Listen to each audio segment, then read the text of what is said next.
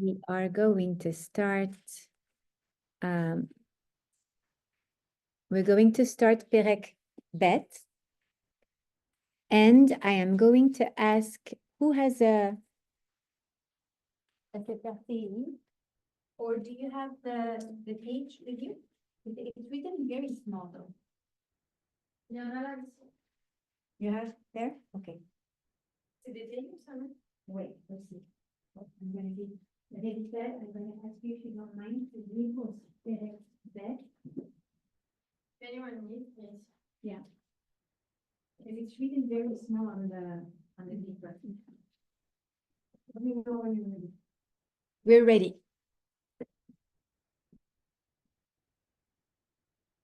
למה בקשו עולים ולאומים יהגו ריק? נתייצבו מלכי ארץ ורוזנים, נוסדו יחד על אדוני ועל משיחו. ננתקה את מוסרותינו ונשליך ממנו אבותינו. יושב בשמיים משחק, אדוני ילעג לנו. אז ידבר אלינו באפו ובחרונו יבהלנו. ואני נסחתי מלכי על ציון הר קודשי. אספרה אל חוק אדוני אמר אלי בני אתה, אני היום ילידתיך. אל ממני ואתנה גויים נחלתך, ואחוזתך אפסי ארץ. תרועם בשבט ברזל, ככלי יוצר נצם. ועתה מלכים השכילו, יפסדו שופטי הארץ. עבדו את אדוני ביראה, וגילו ירעדה. נשקו בר פני עיניו ותורדו דרך, כי יבער כמעט אפו, אשרי כל חוסר. Okay, thank you so much. Who would like to read in English? In English, you have it on your. Merci beaucoup, merci. You have it on the printed page. Do you have it? It's Perek Bet. You have it here? You want? Thank you so much, Nava. So it's why have nations? Why have nations gathered? It's Perek Bet.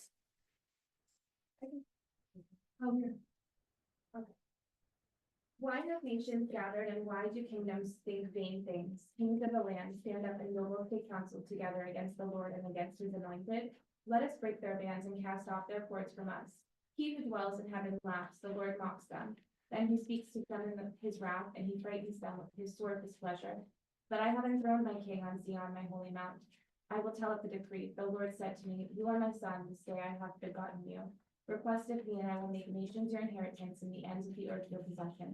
You shall break them with an iron rod, like a potter's vessel, you shall shatter them.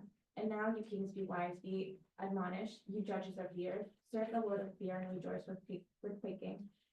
Arm yourselves with purity, lay he become angry and you perish in the way, for in a moment his wrath will be kindled. The praises of all who take refuge in him. Thank you so much. Okay, so as we usually do, so this class, Nava Rivka, I'm going to introduce you to this class. The idea is to take a perek, a chapter of Tehilim, of Psalm, and to try to take one or two lessons that are that have been placed by David HaMelech or other psalmists in this perek, and to try to take a lesson of life. Okay, so we saw 3 weeks ago that in this perek we spoke about the mission of light of Am Israel, right, to the nations. We spoke about that already, and now we are going to speak, sorry, I'm just taking back my text, about another part that is, it says in English, let me see, the praises of all who take refuge in him. Okay, so we're going to try to understand what is the message of David HaMelech in this. Okay, so to take refuge in Hashem, what does it mean to you? When do we take refuge in Hashem? When we are unsafe. We need a refuge when we are unsafe, right? I'm not unsure. Refuge is like a shelter. I'm not unsure. When we are unsure. When we are in a position of threat, when we need to be sheltered, when we need to be safe, when we need to be protected, right? This is when we find refuge in HaKadosh Baruch Hu. In the Psalm 121, we will also, it's called Shir LaMa'alot. It's a very well-known psalm. And we also see that that sense of, that lesson of finding refuge in HaKadosh Baruch Hu when we need help. Basically, in Psalm 121, David HaMelech says, Me'ayin yavo Ezri. Where will my help come from? Ezri me'im Hashem. My help will come from HaKadosh Baruch Hu. When we seek refuge in Hashem, this is when we let go in His hands. When we learn not to be in control, right? Not to think, I'm in an unsafe position, I'm in a dangerous situation, I am in pain, I am in front of a big nisayon, a big adversity, a big challenging moment in my life. What can I do? So you go to your best friend, you go to your doctor, you go to your whoever you want to ask. But the truth is that, can those people really help you? No. Only HaKadosh Baruch Hu can help you in this situation. The problem is that since He's hidden, and we were speaking about it in the previous class, since He's hidden, is it easy to trust in Him? No. Because somehow there is, like, we have been put down in this life with a certain rationality. Of course, some people do see HaKadosh Baruch Hu in everything, and therefore they have bitachon. They have this ability to let go in His hands, because they know that Hashem is taking care of everything. But for other people, okay, I know Hashem exists, but maybe He's busy doing something else. Maybe He's busy with other people. Maybe, I don't know. I have someone in my life that I love who told me, I don't disturb Hashem 3 times a day with my tefillah. I leave Him alone. I said, that's not what Hashem wants. Hashem wants from you to connect with Him. He wants you to desire Him, to make space for Him in this world, right? But some people never really got to that relationship. This Perek Bet is teaching us to learn how to take refuge in Hashem.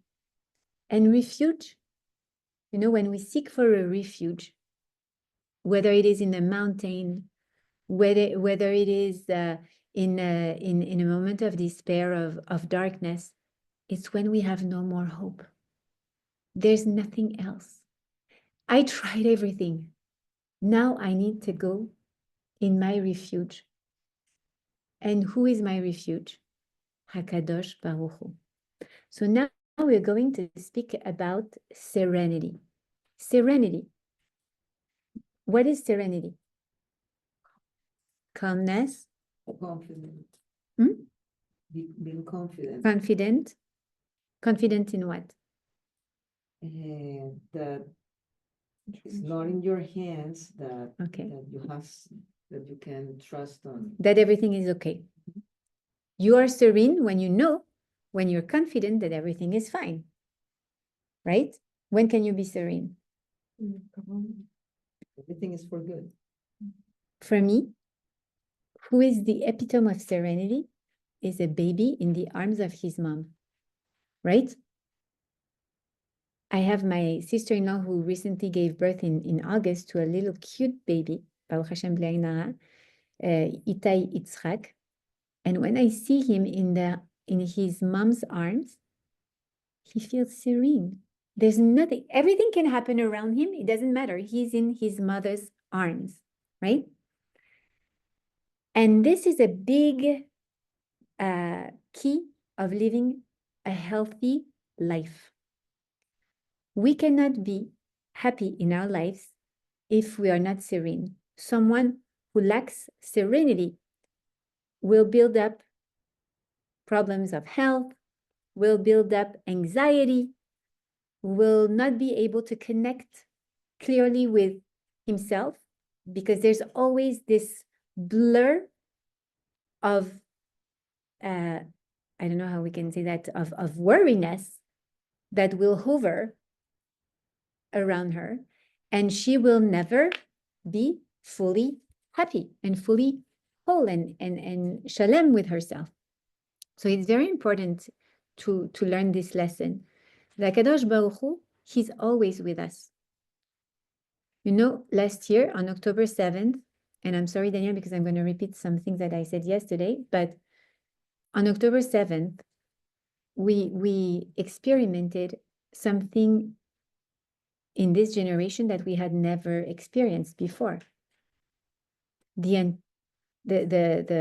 intrusion and the pogrom inside of our land, on our brothers and sisters, on our babies, on our sisters, on our brothers. It was really something that we had never experienced in this generation. And feeling the entire world against us made us feel so unsafe. I was hosting last week at my Shabbos table a couple of shluchim from Brussels. They are the shluchim of the European Union in Brussels. Their life is dedicated to representing Judaism for the Jewish people who are part of the European Union, right? At the assembly, at the center of Europe, at the government, right? But not only, also to the non-Jewish people who are at the European Union, and make sure that they know what is a Jew, and for them to also like be able to advocate for Jewish people inside of the European Union. Brussels, for those of you who know, is a very dark city. Why? Because first of all, physically, it's a city where you have it's very gray. Yeah. So describe it for us. I was the journalist for Foreign Affairs for Israel, one of the journalists for the newspaper in there, and it's a place that they just, like, the anti-Semitism that there is there, it's hidden. At the time that I lived there 15 years ago, was hidden. Today I don't think that they have It's it the not same way. hidden anymore. But it's, I remember that my boss asked me not to put my Magen David out, and like I was part of the Israel, I was Israel, so I had the Shagvirut, the lesson, and they were like kind of putting eye on me, like if there is anything there is. So I'm just saying that it's a place that they think that they are, like they in Brussels, they were trying to judge Israel at the time of the crime of Sharon, and so they did it in Brussels through Hague, through, like, it was the just darkness is like even a nice word. But it's even physically, okay, the weather is foggy, it's heavy, it's wet, the sky is low, like you feel that heaviness, that oppression physically, right? I was studying 25 years ago. I was studying in a French city very next to Brussels. So I would go sometimes. And I remember taking the train to Brussels. You go out of La Gare, of the train station, and everything is written in Arabic. And that was 24 years ago. Today, it's even worse. The Jewish population over there is very assimilated. They had those Jewish movements for kids, and they had like They still have like a few Jewish schools, I think probably 2 Jewish Right. schools or something like that, but they are very secular. They don't have anything to do with Torah. They were at that time Zionist, but today, because there's so much pressure from the outer world, so difficult to be a Zionist school anywhere in Europe, and especially probably in Brussels. She told me like it's 1939 in Poland or Germany. It is devastating. It is the darkest place you can ever imagine. She told me like she has physical threats, really physical threats every single day. She told me you don't understand the influence of the Muslim Brothers, this organization. It's terrible. And they are physically in threat. And there is also a spiritual threat. And she told me, but you know what? I told her, what are you doing there? What are you doing there? She said, Esther, how come you asked me this question? You know, I didn't come to this life to enjoy my life. I am a shlucha of the Rebbe, and my husband is the shaliach of the Rebbe. We are here to bring light in darkest place. And until there is one Jew in Brussels, we will stay, we will fight. And even though we know that Mashiach is coming and that we're going to have to leave Brussels, no Jew is going to be able to stay in Brussels. But until there is one Jew, we have to continue to act as if there were millions of Jews here. And so they are building a place of Torah in Brussels in 5785, in 2025. It's as if you were saying, like in 1939 in Berlin, they were building a Bet Chabad. How come? How can you believe that? This is bitachon. This is putting yourself in the hands of Hashem. I have a mission. Hashem has a plan. I am doing my ishtadlut. I'm doing my efforts. I'm doing my mission to bring light. They are lamp lighters. And we are all lamp lighters. We tend to forget that this is our mission. But serenity is being able, even though like they are in such a scary situation, it's really a scary situation. They're scared. And she told me like every day we hear of a Jew who is being aggressed. There's not one day that passes without a Jew being hit or spit at or bitten, or it's terrible. This is the darkest place. Even in those moments, we have to seek for refuge. People who seek for refuge in the government, they're lost. People who seek for refuge in the police, they're lost. The only refuge we can find, whether it's a small challenge or a big challenge, is Akadosh Baruch Hu. The moment we place our trust in Him, the moment we understand that whatever challenge I'm going through, obviously I have to save my life. This is pikuach nefesh. You can transgress, you don't even transgress, but you will stop doing some certain mitzvot of Shabbat even for pikuach nefesh. Bien sûr. So there's no doubt that in case of saving a life, you have to live your mission and save a life, right? That's something I was fighting a little against when in my head when she told me like I'm staying here and I'm not gonna leave, because in my head I'm like, take them all and go to Israel, like don't stay over there. Why are you staying over there? But this is a different perspective. But it's very important to understand that Hakadosh Baruch Hu is here to save us. And that in any circumstances, He's our refuge. There are, we call it the bitachon. Bitachon has a lot of benefits. And we don't work on bitachon for the benefits, but it's also very interesting to know that being serene brings you a lot of health benefits, right?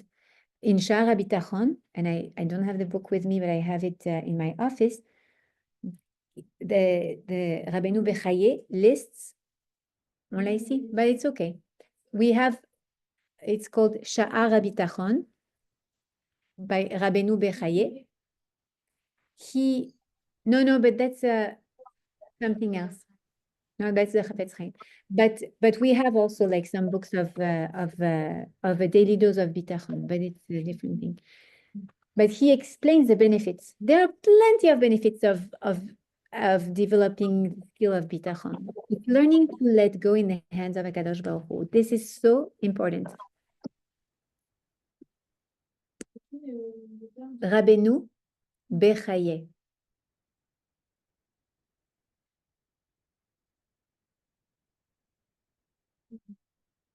I think the Uber just arrived, Sarah, if you don't mind.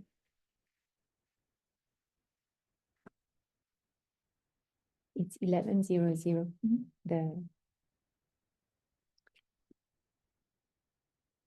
Okay, so to be happy, to be serene, it cannot rely on external factors. Sometimes we want, I will be serene when this happens. I will be happy even when this happens, right? I need this to happen outside for me to be serene, but no, it's not true. It comes from the inside. Serenity is a state of mind. It's something that we have to choose. You know, have you, if you remember when we were taught how to dive in a swimming pool, you know, what happens when you want to dive in a swimming pool, you have your feet like that and the edge of the pool.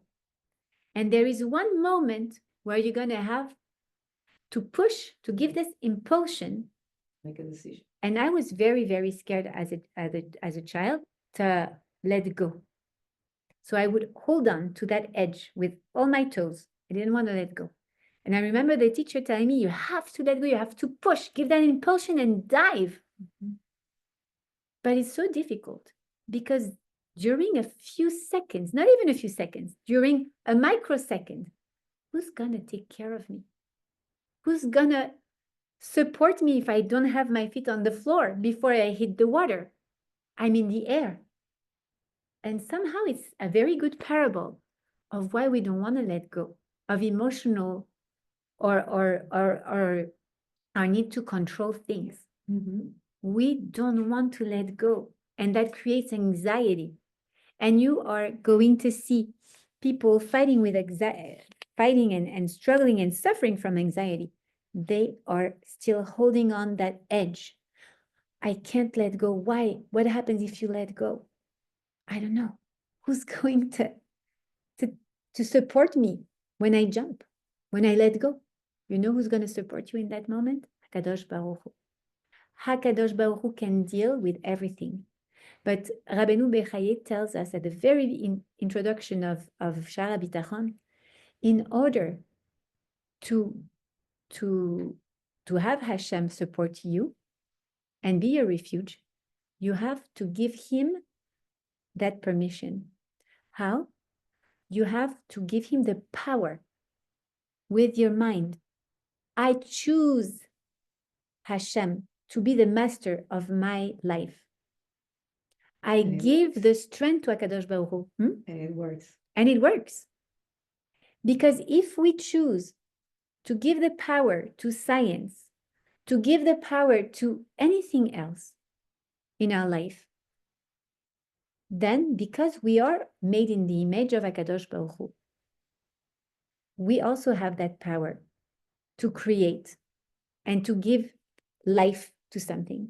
So when I trust the doctor who tells me, I'm sorry, madam, but there is no more hope. This is done. There is no hope whatsoever. This person is going to die.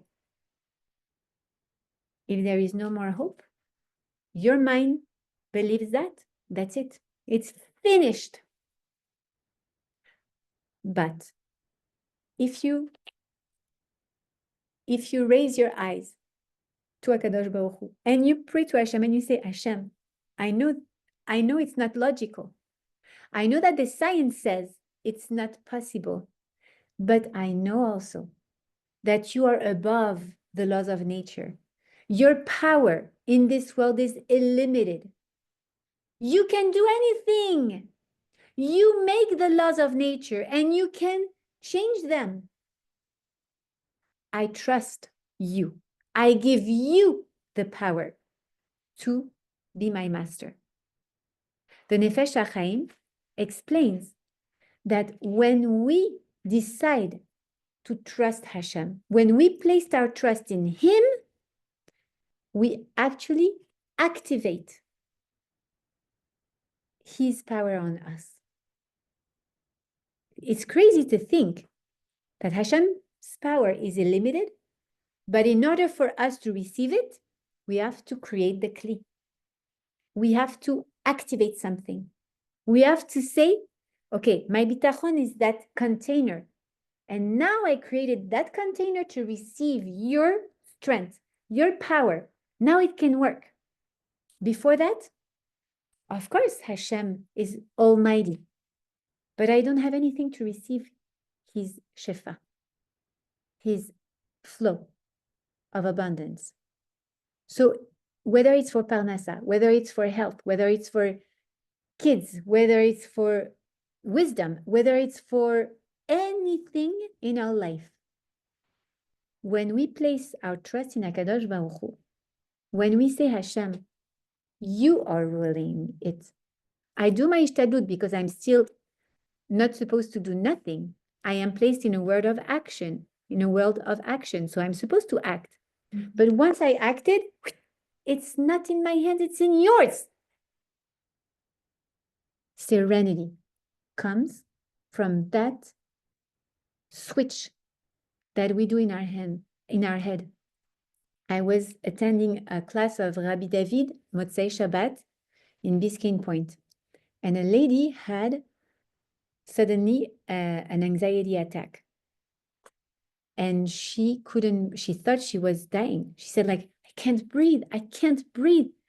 And there was another girl together with me. We managed to help her calm down her breathing, connect to herself.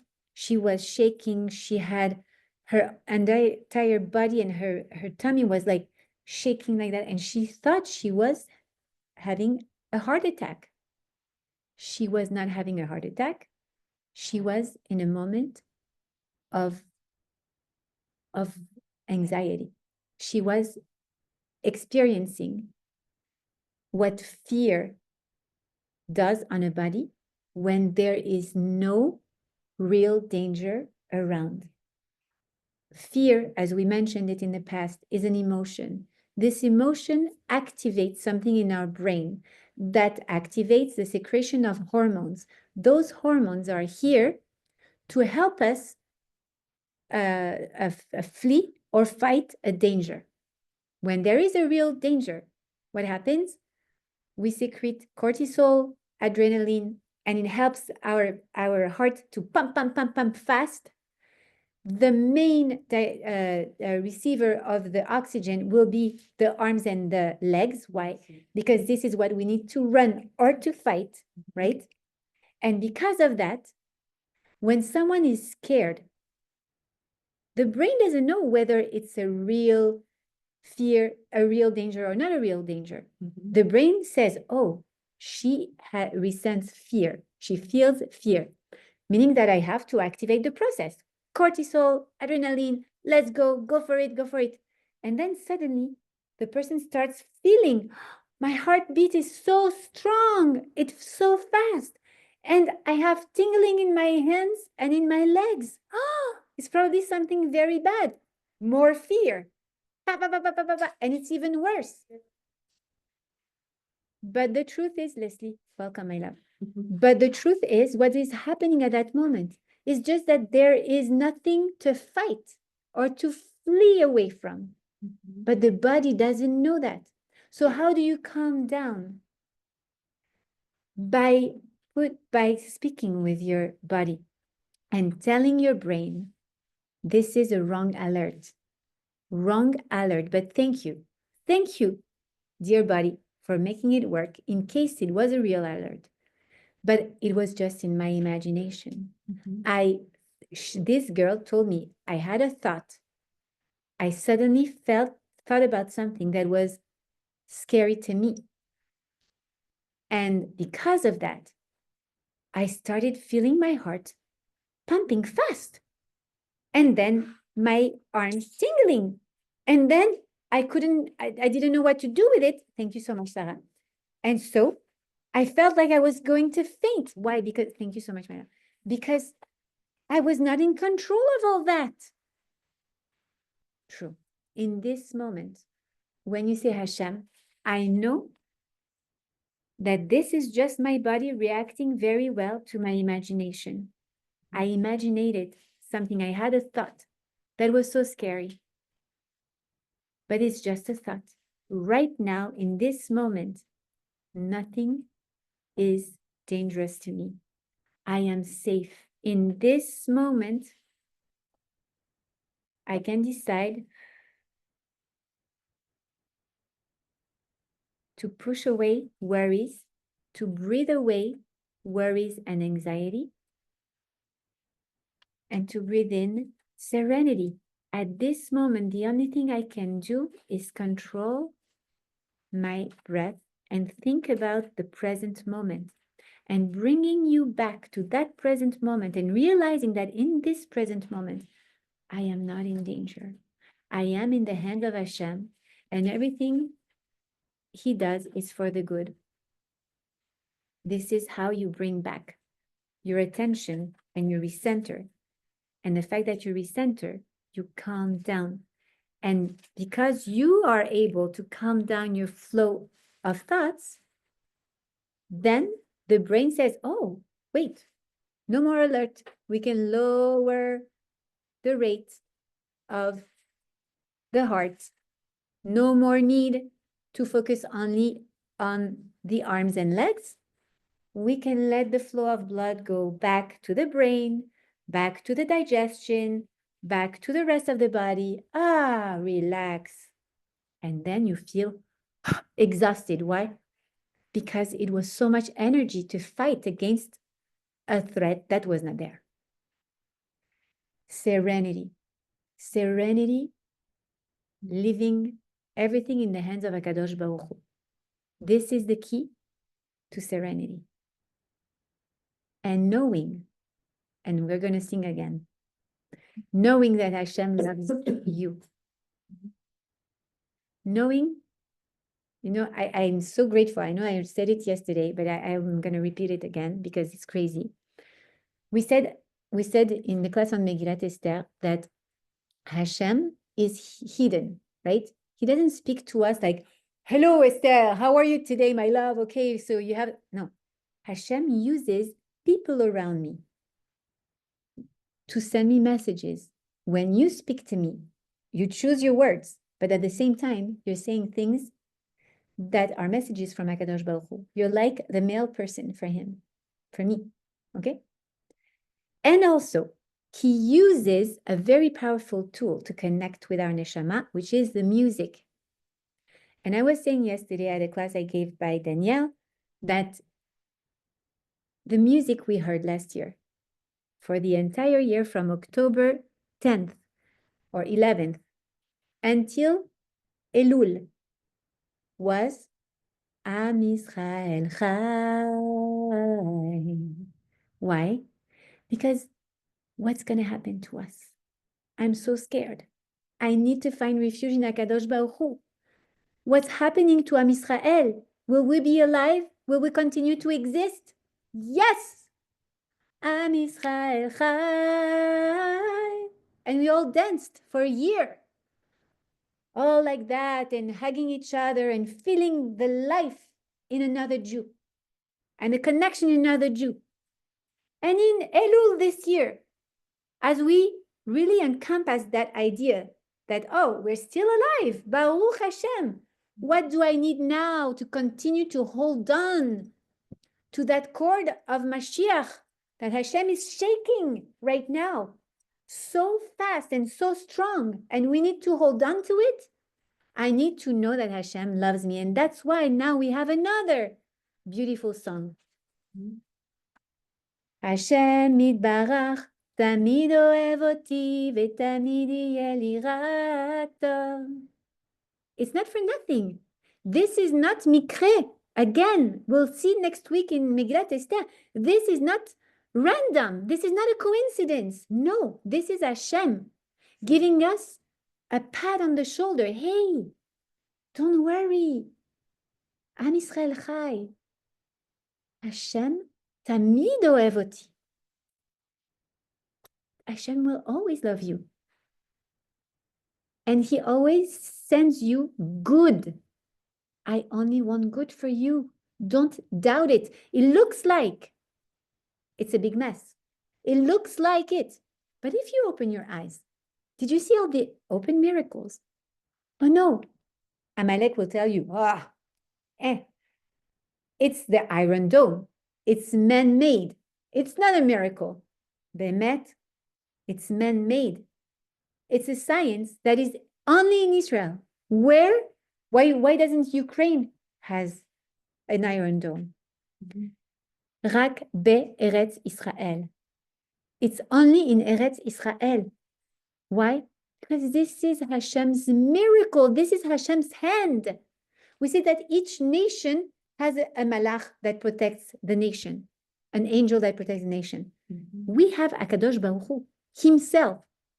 This is not the Iron Dome. You know, when we read the Megillah, we say the Haggadah of Pesach, we say Hashem took us out with a strong hand, right? Now, his strong hand is above Israel. 300 missiles from Iran, 400 missiles from Iran, 10,000 and thousands of rockets from the north, from the south, from Gaza, from the Houthis, wherever it comes from, right? And what happens?